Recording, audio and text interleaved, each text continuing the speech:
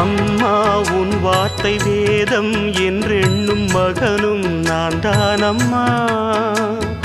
உலவும் என் கோயில் பேசும் என் தெய்வம் உலகில் நீதானம்மா.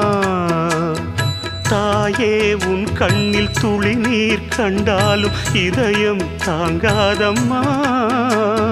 ஏதோ உன் நெஞ்சில் துயரம் என்றாலும் விழிகள் தூங்காதம்மா.